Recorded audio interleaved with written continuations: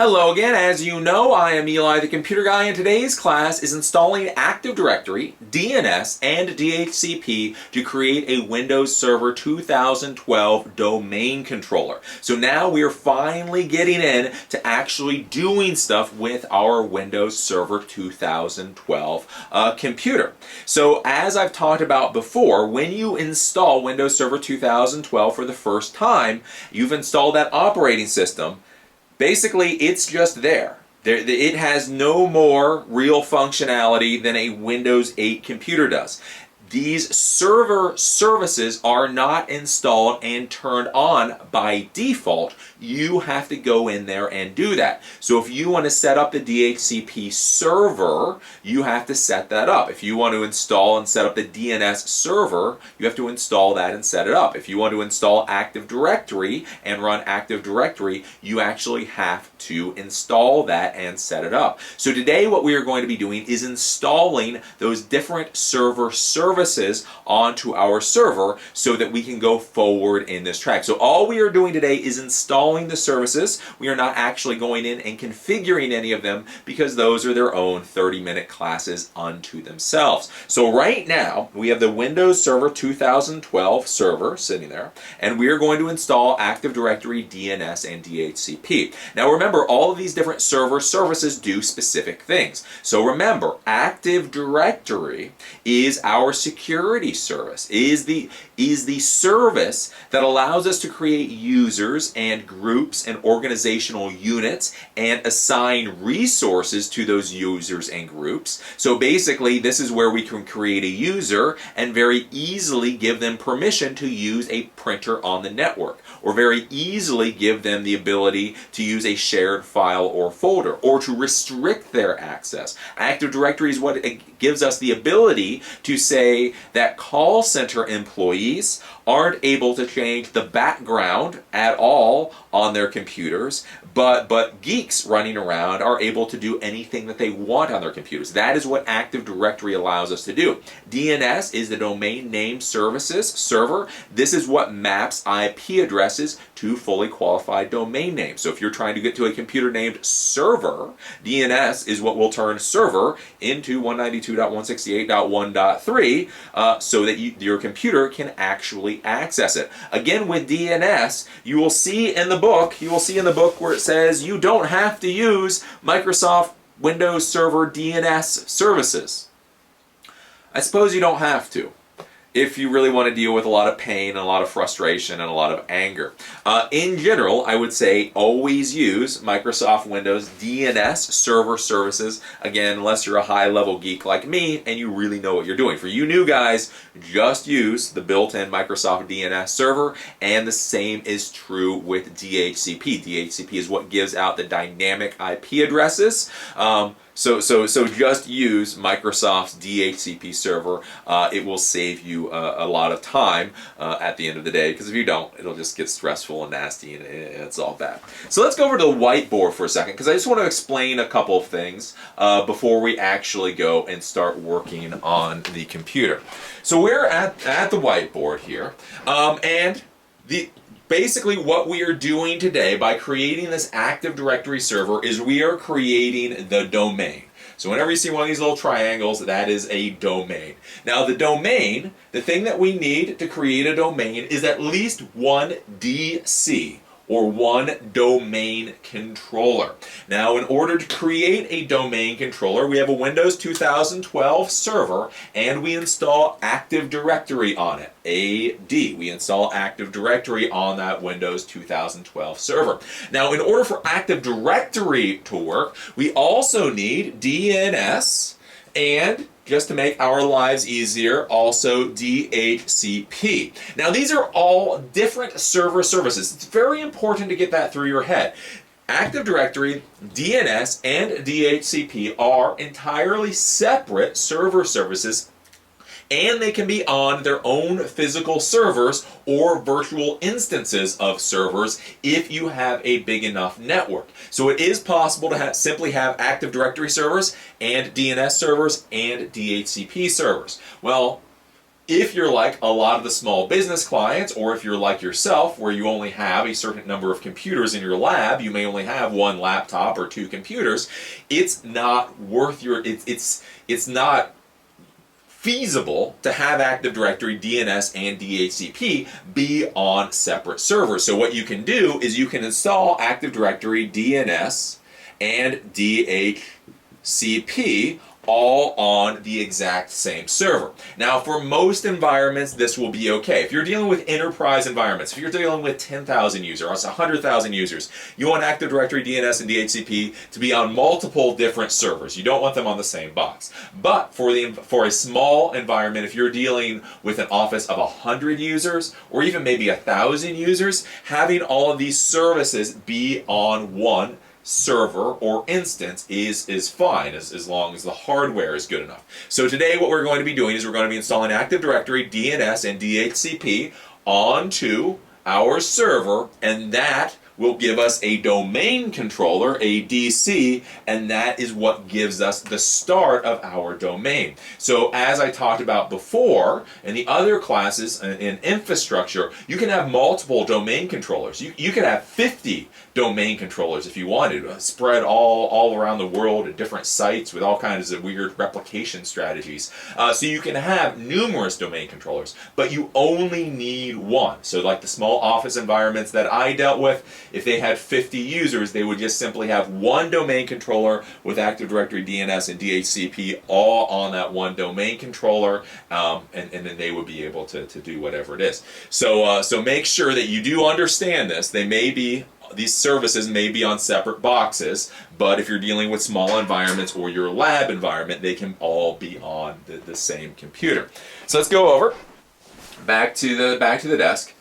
So again, so I have my Windows Server 2012 server here. It's a fresh install, and just so you guys understand, I've installed this within VirtualBox, which is a piece of virtualization software on my laptop. So this is a fresh install. The only weird little thing about it, like I say, is that it's a virtual machine, but for all intents and purposes, when you are administering your server, it will act the same way. So let's go over and let's take a look at the server now. So we are sitting here, it's Windows Server 2012. Again, I'm using the trial version. The trial version is free, gives you all the functionality that you need. So what we're going to be doing now, the tool we are going to be using today is Server Manager. So we go down to the lower left-hand corner and we click on that little toolbox thing, and this takes us to Server Manager. So Server Manager basically gives us some of the tools that we need to administer the server. Now, when it first opens up, we'll see over on the left-hand side, it says local server, all servers, and file and storage services. Now, as we install more services onto the server, we will get more options over here on the left-hand side. The same is true over on the right-hand upper corner under the Tools menu. So since we have certain services installed on this server right now, we get a certain listing of tools. As we install more services on this server, we will get more tools. Basically, what we're going to be doing today is we're going to be going up to this Manage toolbar here and doing add roles and features. But before I add a role and feature to this computer, I want to change the name of this server. So let's go over here to local server. Now you will notice when you install Windows Server 2012, it does not give you the ability to say what the server's name should be. So unfortunately, you get really horrible, it automatically gives you really horrible computer names such as this, Win-HBM68HL blah blah blah, right? Are you going to remember this name when you have to go administer your network, when you have to connect to this server? Are you going to remember this name?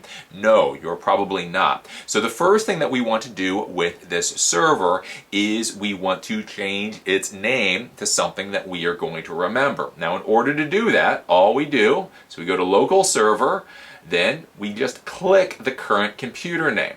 That will open up the System Properties window, And then what we're going to do is we're going to go over here and we will click the button called Change. From here, we can now change the computer name. So instead of win-blah, blah, blah, blah, blah, I don't like that, I can simply call this server. So you decide what name you want to make your server be called, and then you can rename it there. Once you have renamed it, what you're going to do is you're going to click OK. And it's going to go in and it's going to change the name. Now, in order to fully change a name, what we're going to have to do is we're going to have to restart the computer. So we're going to close, and we are going to do a restart now. So this is going to go in, and this is actually going to change the name of the server. This is very, very important. Again, when you start doing higher level administration, when you're doing things like mapping drives, when you're trying to connect to this server, if you have a really long, horrible name, it's just going to be a pain in the butt to use. So the first thing that I would say that you should do is change this server name.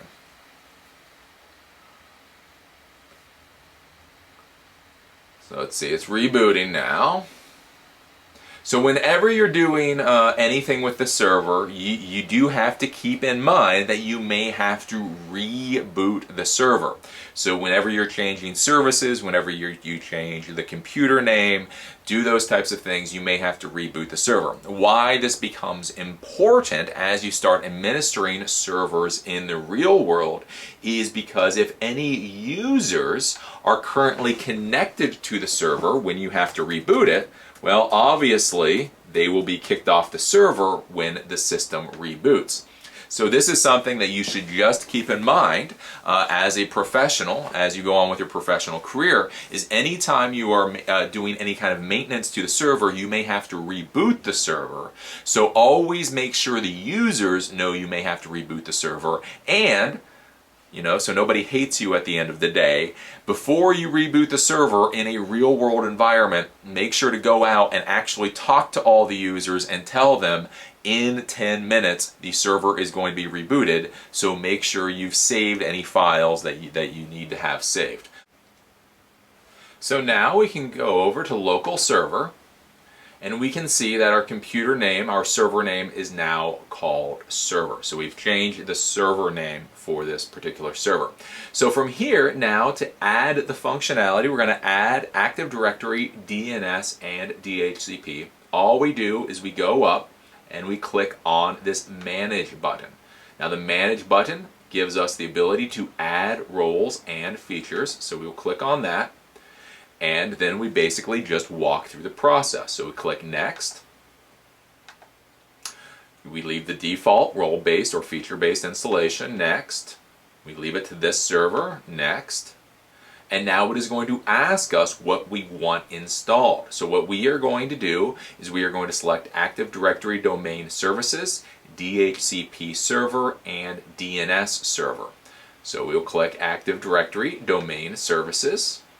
And then when we do that, it will ask you, it'll tell you all these other things have to be installed. So we just say, yep, add features. Then we go down and we select DHCP. Again, add features. We just say continue right now. Because the warnings that we will get during this process, basically we will fix all of these problems in the future. Then we also select DNS. We add features. Again, it's going to give us a problem. We do continue, and now we are going to hit Next. So Active Directory Domain Services, DHCP, and DNS. Then from here, we just leave it as it is, and we click Next. And then now we're going to click Next, Next, Next, and then we're going to do Install. So this process is going to install all of the services that we need for Active Directory, DNS, and DHCP. Really, now all you do is you sit back and you wait for a little while.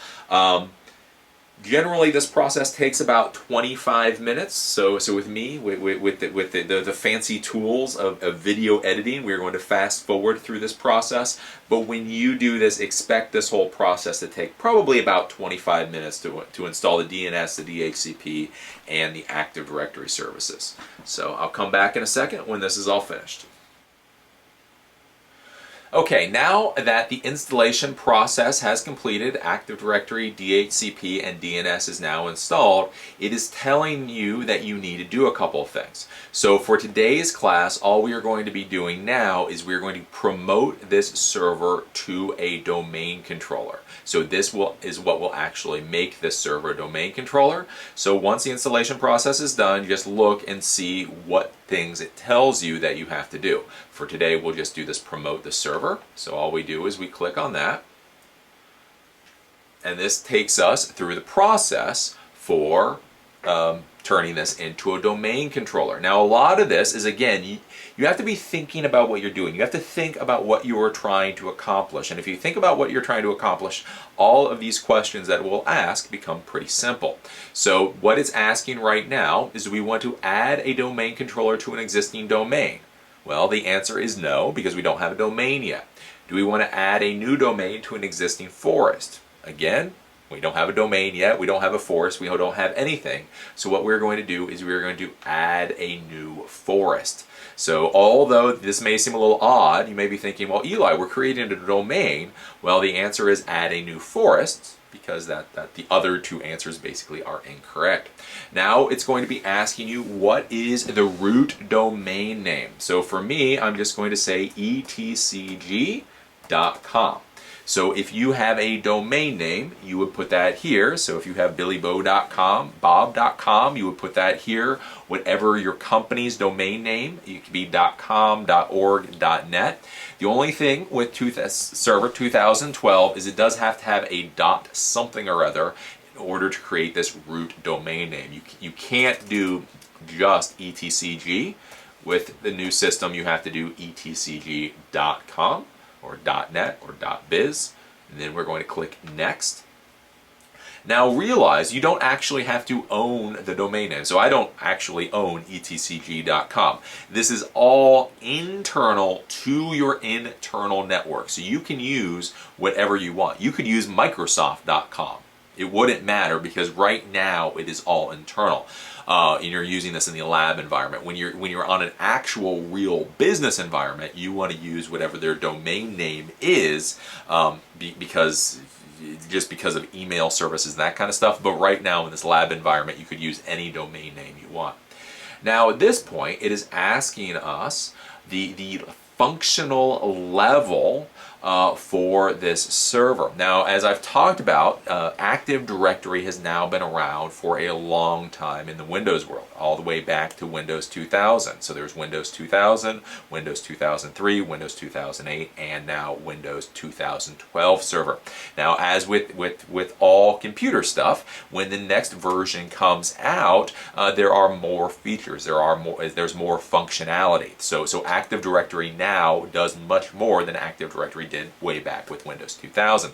But again, you're dealing with large corporations that may have what are called legacy pieces of equipment. What legacy means is these are old servers that have been around for 10 years doing something, and they still use, let's say, Windows 2000 or Windows 2003. So they don't have the full functionality of Windows 2012 server. So if you have old servers on your network, you will have to select a different functional level depending on those servers. Now for us, since we are simply building out a brand new network, we can say that the functional level is Windows Server 2012. But do realize, if you're dealing with a real enterprise environment, if you're dealing with a real corporate environment, and you have 2000 servers, 2003 servers, you would have to make sure, go through and make sure you use the right functional level here.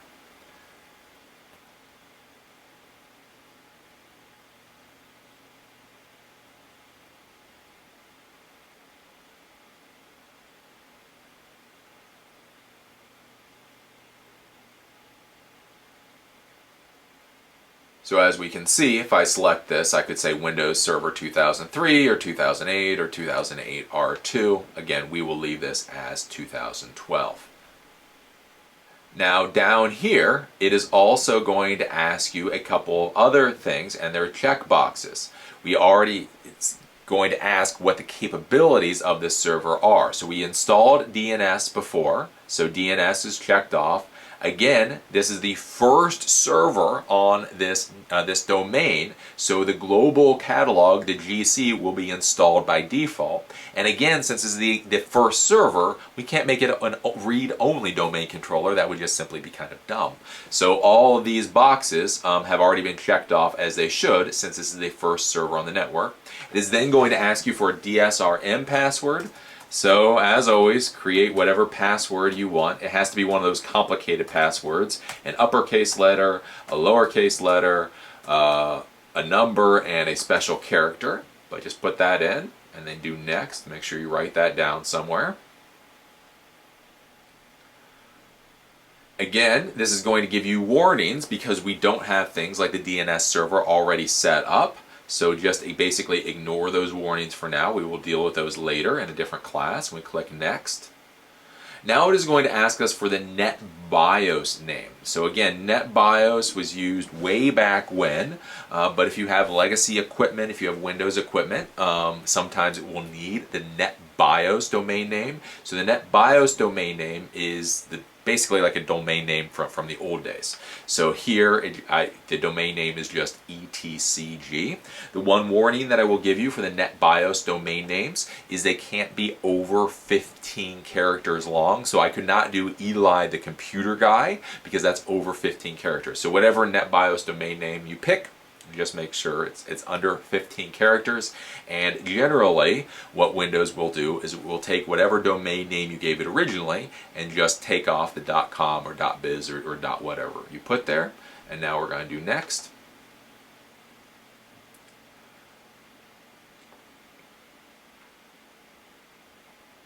So now, again, as we've talked about before, Active Directory is a database. So it's going to be asking you where information for this database should be stored.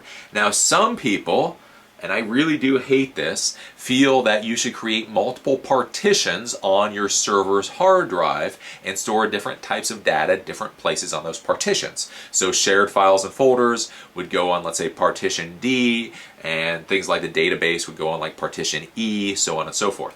I think you should just create one really big partition and leave it at that. That's one of those preferences things. I've done it for a long time. I say stick with one partition and leave all of the database and log files and sysvol folder at what the default is. If you decide to put things on different partitions, this is where you will go in and select where this information should be stored. But then all we do is click Next. I would say leave that at default. Now it's going to ask you, do you really want to do all this? So, I mean, this is basically all the configurations you put in. It's just saying, do you really want to do this? And you do. So now all you're going to do is you're going to click Next. And then this is going to take you through the process for doing everything. So basically, everything from here is an automatic process. So again, through the powers of video editing, we're going to like time warp to a couple minutes from now. But basically, this will go through. It will do everything it needs to do. It will reboot, and then we'll come back. So for the server, actually, before it runs the script to install everything, it goes through and it checks to make sure all the prerequisites for installing everything are there. You will notice that it does give some warnings here. Again, as long as none of the warnings are red stop signs, you will just go ahead and leave everything as it is. So some of these warnings that are giving, there are things that we'll have to deal with in the future, but we don't worry about them right now. So we just take those. We understand that there are some warnings, but all we're going to do right now is we're going to click on the install.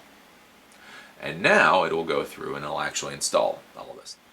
So now the server has rebooted, and so Active Directory, DNS, and DHCP have been installed. So if we look over on the left-hand side, we will see that we now have new options.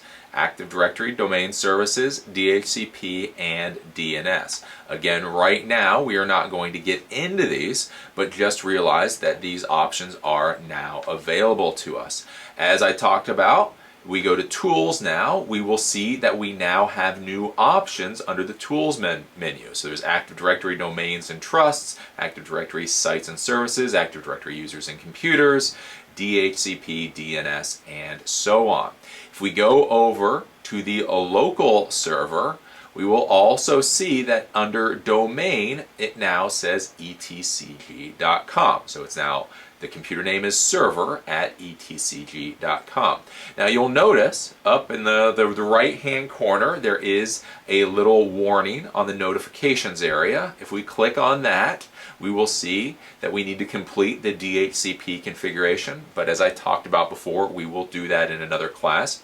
Just realize that this little flag area here is where you will be shown when you need to do things. So basically it will give you a little warning, and then it will give you a link to the tool you need to fix whatever the problem is. So that's all we need to do to install Active Directory, DHCP, and DNS. Now that we've done that, in the future we can actually go and wait, auto, there we go.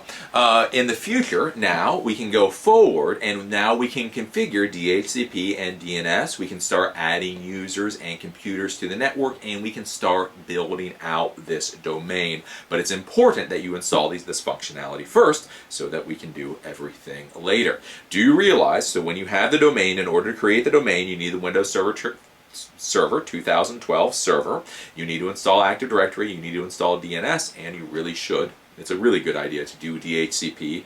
Again, even if you have a DNS server or a DHCP server already, for this Microsoft Windows environment, it's really better to use Windows for the DNS and DHCP. I did a class previously on how to create your own lab network, and at this point you really need to put your 2012 server on a lab network. We're going to go forward, we're going to set up DNS, we're going to set up DHCP, and if you try to set that up on a network that already has another DNS and DHCP server running, you are going to run into all kinds of problems. It's just going to be very, very, very, very, very bad. So, this was the class installing Active Directory, DNS, and DHCP to create a Windows Server 2012 domain controller. We installed those services, we created the domain, we now have the domain controller, so now we can move forward and we can actually start adding functionality to this domain. As always, I am Eli the Computer Guy. I enjoy teaching this class and look forward to seeing you at the next one.